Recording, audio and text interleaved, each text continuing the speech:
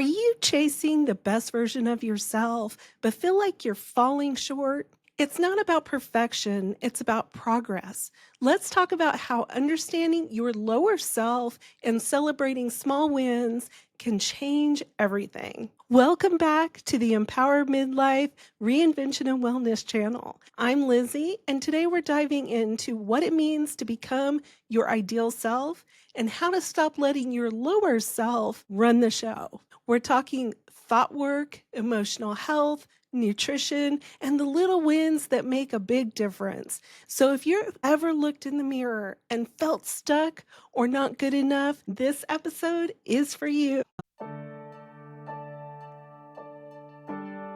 Welcome to Empowered Midlife Reinvention and Wellness. We're Lizzie and Deana, the founders of the Matadoras, and we believe midlife isn't the end of your story, it's the beginning of your best chapter yet. After years of helping women heal from toxic relationships, we realized something. Important healing is just the start. Reinvention is the real magic. We both got divorced during midlife, and we know what it feels like to look around and realize that what once felt normal, whether it was healthy or unhealthy, is gone. The kids are older, and suddenly the question becomes, now what? Our goal is to help you change those now what moments into let's try this. Whether you've walked through loss, survived heartache, launched your kids into the world, or simply felt a tug for something more, this space is for you. We'll explore everything from wellness, hobbies, beauty, and mindset to travel, faith, friendship, and fun. Because finding yourself again isn't just possible, it is your birthright. Welcome to Empowered Midlife. Let's reinvent together.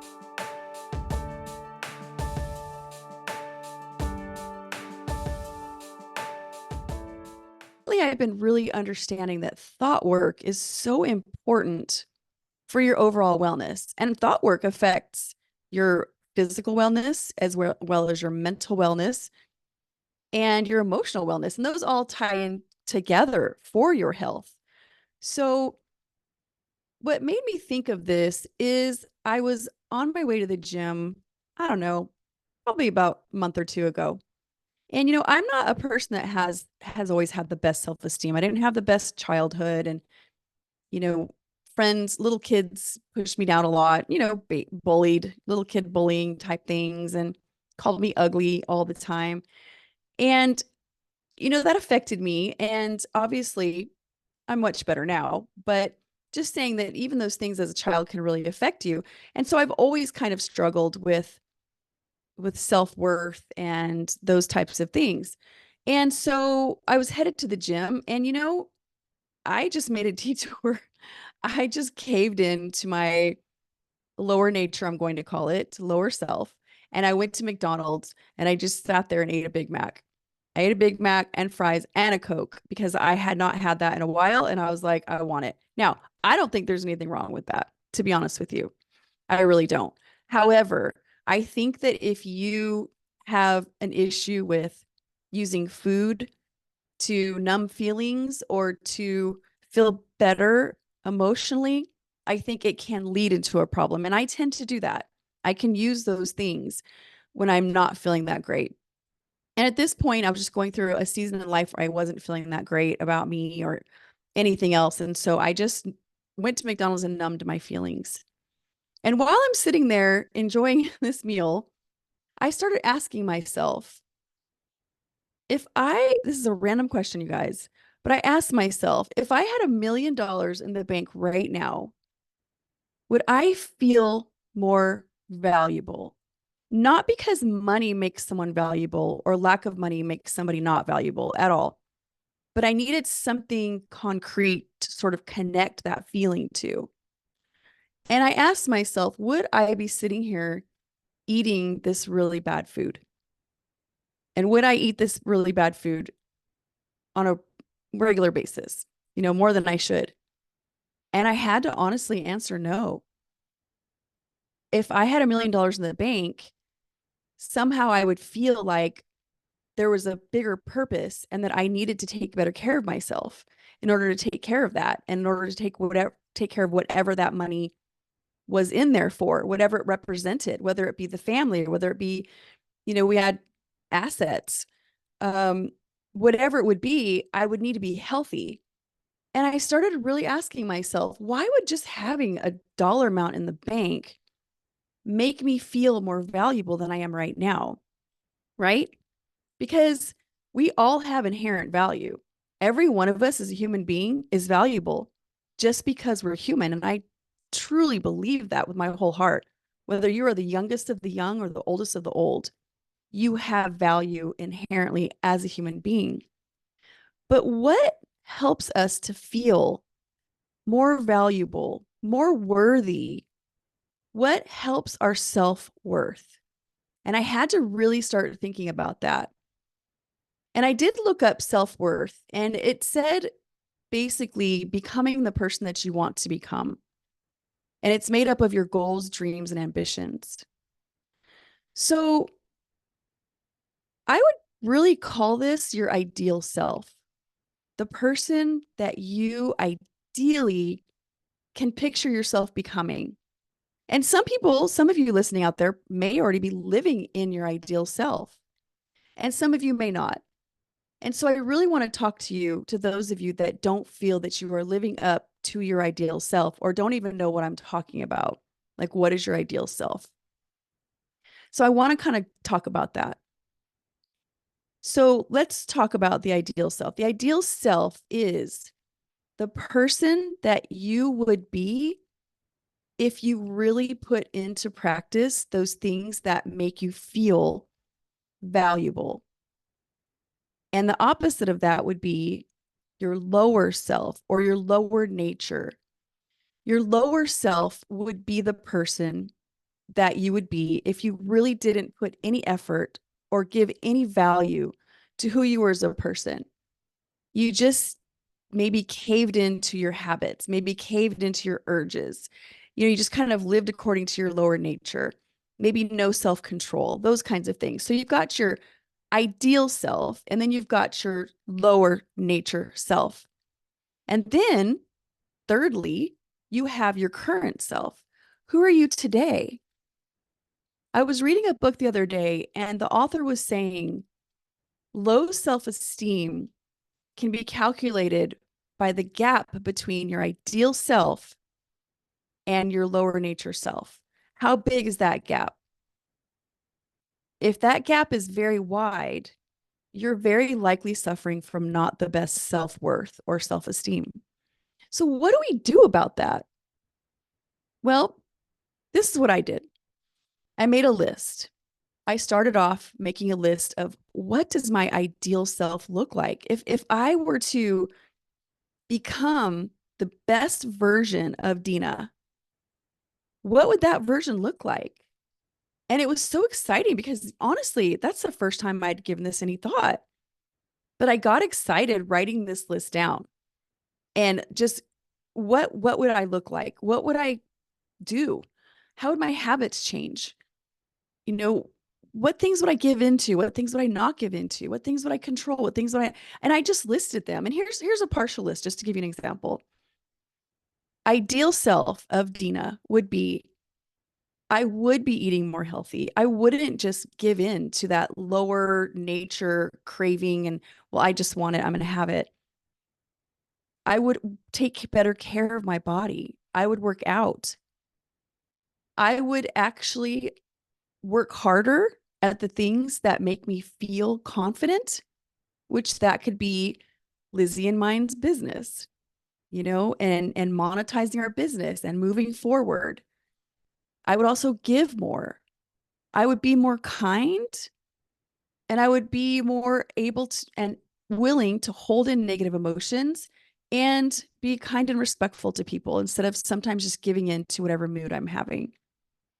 This is not a description of perfection, okay? I want to be very clear. We do not ever want to equate our ideal self with perfection, because, ladies, we are not perfect and we never will be.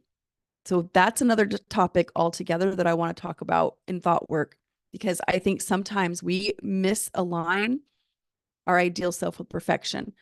Ideal self is a realistic expectation of things that you could do to become the version of yourself that you probably do have in your subconscious mind buried, but maybe you're not there. So I listed out all the things that I would do, my ideal self would do. And then I listed the things that my lower nature tends to do and wants to do. And things like being lazy, procrastinating, binging on crap, whether that be food, whether that be social media, whether that be any kind of entertainment, being too self-indulgent and not enough self-control, being undisciplined. Those are some things that I really see as my lower self, which is always there beckoning me, it seems like, especially if I go through a time when I'm emotional or struggling or just feeling lousy. It seems like my lower nature comes in and wants me to indulge those feelings and wants me to behave as if I am that person. And then I wanted to look at my current self. Where am I now? How big is this gap? What does my current self do?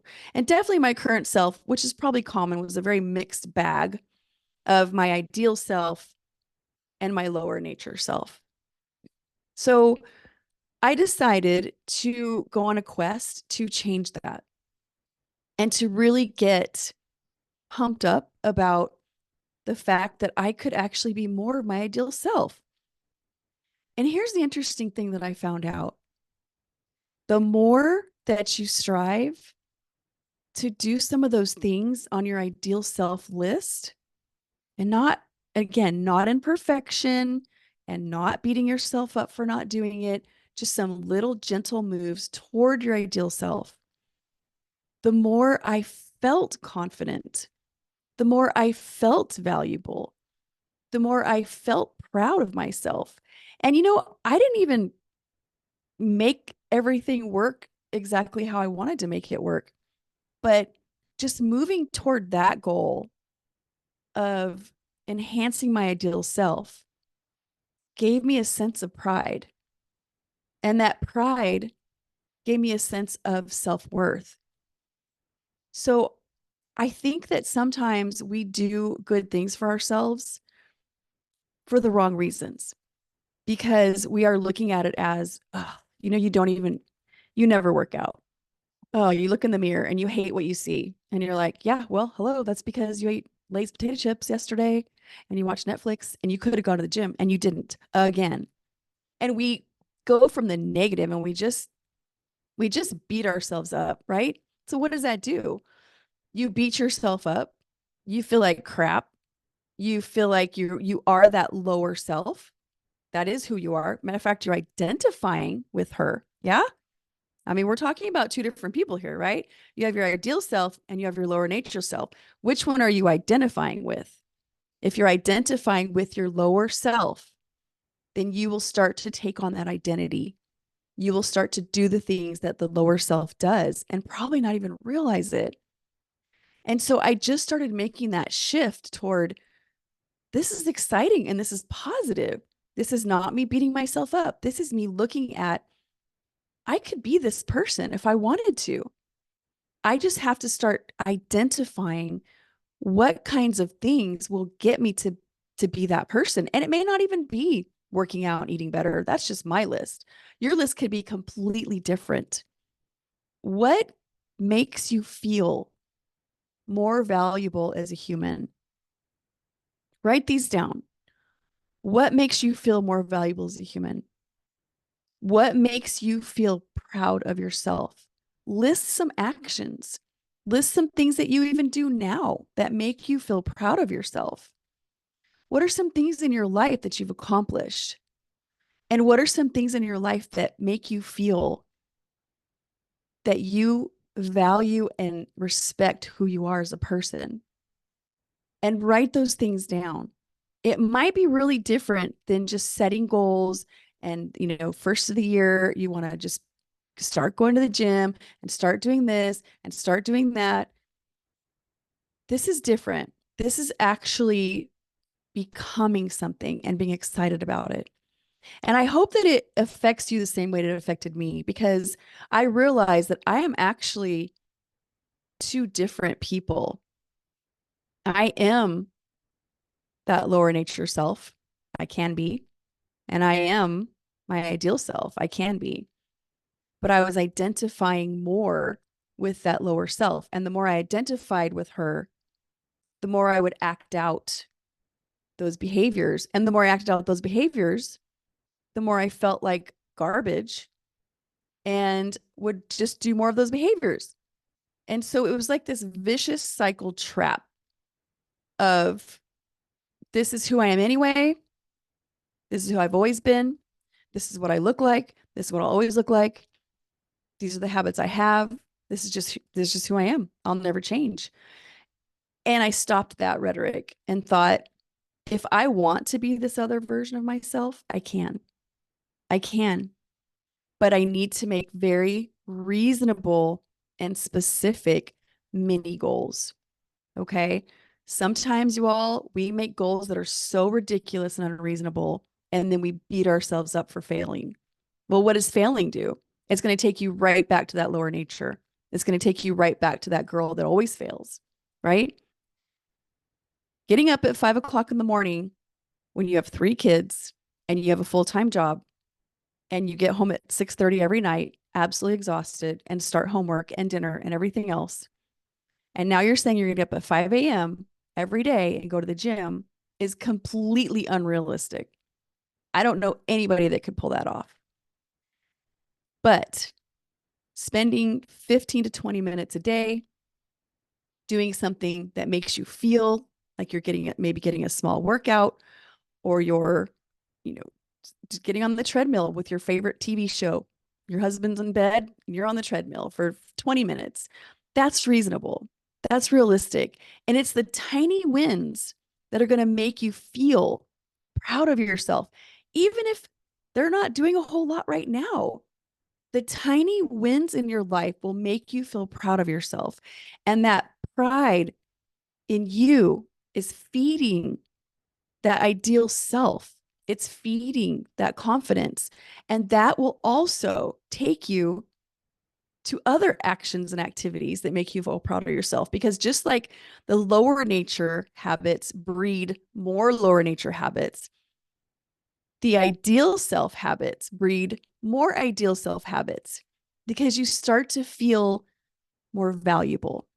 And I'm telling you, there's something about feeling valuable that causes us to take better care of ourselves as human beings. You need to feel more valuable.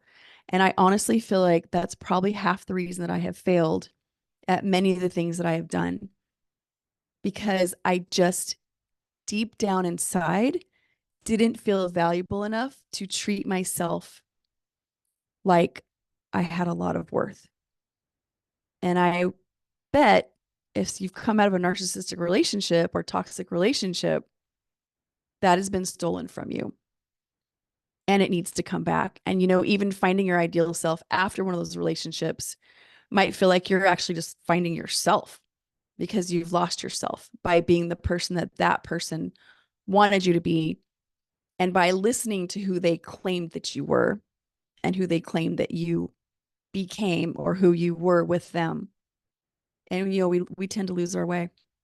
So I hope that you're kind to yourself, and I hope that this excites you, and that you start to take those tiny wins and you start to feed that soul of your ideal self and celebrate the wins. And if you have a failure or a loss, it's okay. It's okay, because it should not define your ideal self. Your ideal self is human. So I hope that helps somebody out there today. It really helped me. And Lizzie, just want to give you a chance to comment, or if you had anything else to say about that. Oh, I loved it. I love the little tiny wins. I think sometimes we don't give ourselves the celebrations over tiny wins, because they are actually big wins in their own way. And when you were sitting here talking about the ideal self versus the lower natural self, I thought too, when you are under stress, I think we just sometimes organically end up there. And it is kind of that like got to keep going back. I think this is why too journaling your desires and what your goals are and may help some of that because yeah, and I 100% agreed when I had 4 children, young children, and I worked full time and had to go to school as well to for my credential as a teacher. I couldn't, it wasn't realistic to go to the gym and Yeah. spend an hour, even just to get ready, because you have to talk about getting ready. And, it's looking for those little things in your home that would be realistic, especially for those that have young children. Um, Definitely will help them with those little wins, those tiny wins. I love Yeah, that. exactly. Exactly. Yeah. And those tiny wins, you need to celebrate them as big wins. Yeah. I know people that will literally beat themselves up over the tiniest failure Yeah. and then dismiss the tiniest win like it doesn't even matter. And that's someone who's living in their lower nature. And So what are some things? Sorry, go ahead. no, I was going to say I totally get this because I think each person can kind of relate. We could have so many compliments on something, and it could take that one negative that'll just put us down in the pit, even though we may have had 10 other compliments throughout the day. So it's Exactly. the same thing. It's that, yeah, it's that pool, the inner pool in us to hyper focus on the negative. It's a battle. My mom was right. She always said it's a battle of the mind. It really is. Yeah. Hmm. It really is. And what Hmm. are some things that you do that make you feel more valuable or increase your self-worth?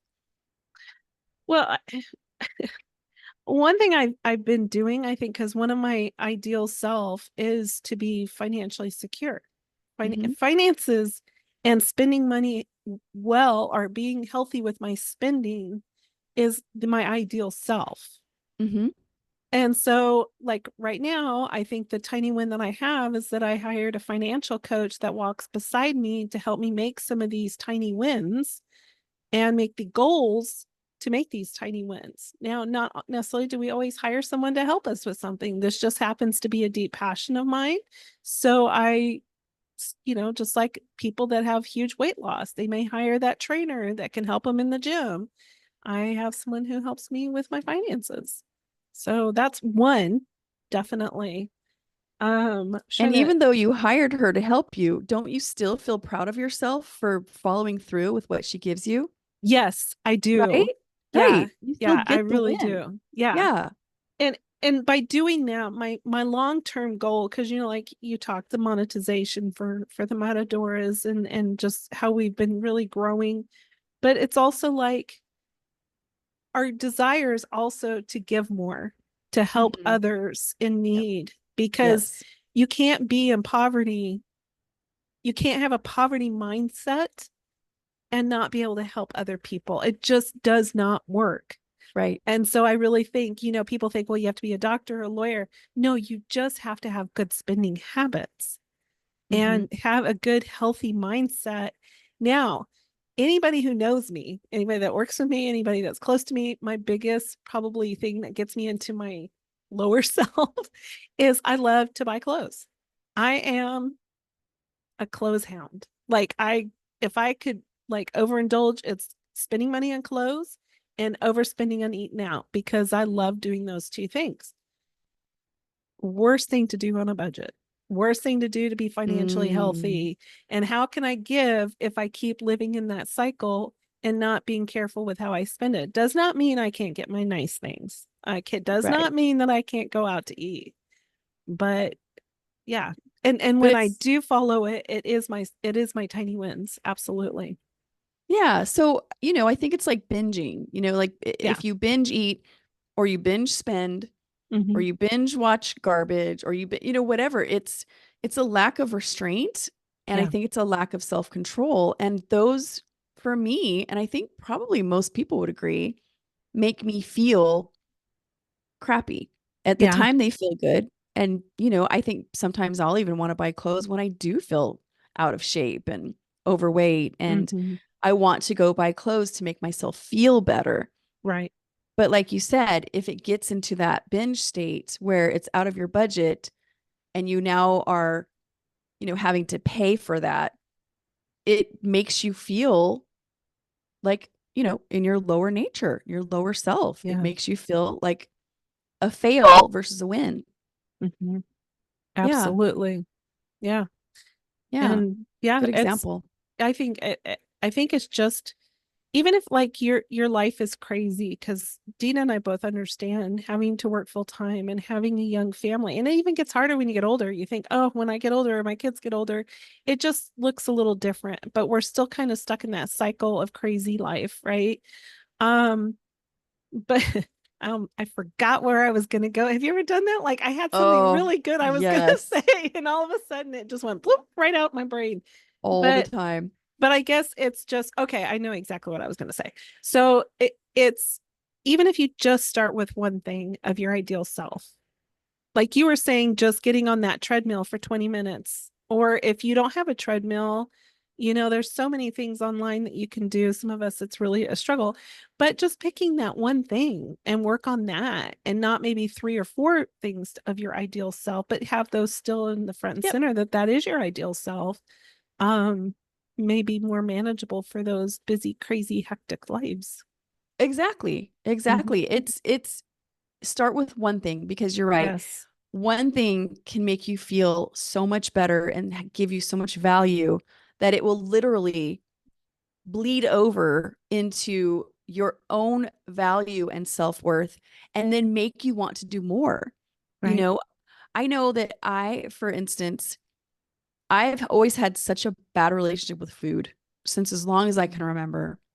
I grew up, poor, but my parents were just they were very, they're in this very religious mindset that the world was going to end and we were all going to starve. Like that's what I heard my whole growing up. The world was going to end and we are all going to starve. And there were big barrels of food all over my house. Very dysfunctional. I get it. Mhm. They had these terrible fears, but when you're a little kid and that's what you grow up with, it gives you this terrible relationship with food because now you're just waiting to starve all the time. And so not only that, but I'm a foodie. Like I absolutely adore food and wine pairing and just everything you can possibly imagine. I just love it. And it's always my joy when I come to visit. Anyway, keep going. Oh yeah, we definitely take full advantage of Yeah. that. Yeah. Yeah. So, having this dysfunctional relationship with food and trying to, manage a healthy relationship with food and without beating myself up, without going into my, cycle of who cares? It's not going to work anyway. The scale doesn't move. Middle age, scale doesn't move when you're middle aged, right? It doesn't move. You could do all kinds of things and the scale won't move. And I finally was like, you know what? I don't care about the food anymore. The food and I are breaking up because I'm going to just eat food that I enjoy and makes my body feel healthier. I'm still Mhm. eating what I want, trust me, but I'm modifying certain things. I upped my protein quite a Right. bit, and upped my healthy fat so that because we talk about this in my weight loss class, when you up those things, Mhm. it causes all those great chemicals in your brain and those appetite hormones to calm down, and you don't have these horrible cravings anymore. So I made little tiny things. I'm going to eat what I want, but I'm going to increase the protein and I'm Mhm. going to decrease the carbs a bit and I'm going to increase the fat. That's all I'm going to do. But I'm not going to go around on some stringent diet. I'm done with that. There'll be no more diets. And I'm just going to move my body to where it feels good. Yeah. Two very small things. I'm not going to the gym every day. I'm not doing anything extreme. I'm just trying to feel good. I want my body to feel good and I want my emotions and everything else that I'm doing to feel really balanced. And so that's all I'm doing. I'm kind of just scrapping the food thing, making tiny little changes, and just Mhm. moving more. That's it. That's all I'm going to start with. And already I just feel so much better about myself. And I'm not moving mountains. It used to be Yeah. all or nothing. If I didn't move mountains, I was a loser. And if I moved the biggest mountain ever, then I could be a winner, but that was not sustainable. And I So, was going to say, I think that's what I think a lot of us really battle that, and we don't give ourselves grace to just really focus on the small itty bitty steps and then realize they are the tiny wins. Yeah. exactly. And I'll say one more thing. There was this book that I read once, and I think it was called something like 2 Degrees.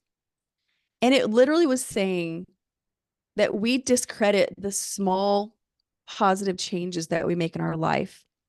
But you don't understand, if you were to get in a car and you were to change your direction only 2 degrees either way, you would end up in a completely different place in a matter of time. And so it really made me think that it's those little tiny changes that fuel the bigger changes. And the little 2%, 2% is nothing, right? If you make a 2% change in your life and in your trajectory on what you're doing for yourself, after really thinking through what makes me feel valuable, what makes me feel confident, those things may look very, very different than exercise. After thinking those things through, strive for a little 2% change. And again, if I turned my direction in my car 2% to the right and I drove for 4 hours, I would end up nowhere near the place that I started out going. And I hope you guys take that home and think about it. Love that. You know what? If anybody wants to share their ideal self and their tiny wins with us, we would love to hear it because we would love to celebrate them with you. You can reach out to us on thematadoras.com and we would be able to just hear your stories and celebrate with you. But anything else, Deana? That's really good. I enjoyed that. Thank you. Nope, that's it. I hope it helps somebody out there today. I'm sure it will. Thank you so much for taking the time to listen to us today. And just know that we care deeply about each and every one of you. And we hope you have a fantastic day. Thank you. Thank you. Remember, self-worth doesn't come from achieving everything at once. It grows through tiny little wins, intentional choices, and learning to see yourself as already valuable. If this resonated with you, hit like, share it with someone on a similar journey, and subscribe for more episodes on midlife, reinvention, and emotional wellness. You're not behind, you're becoming. See you next time.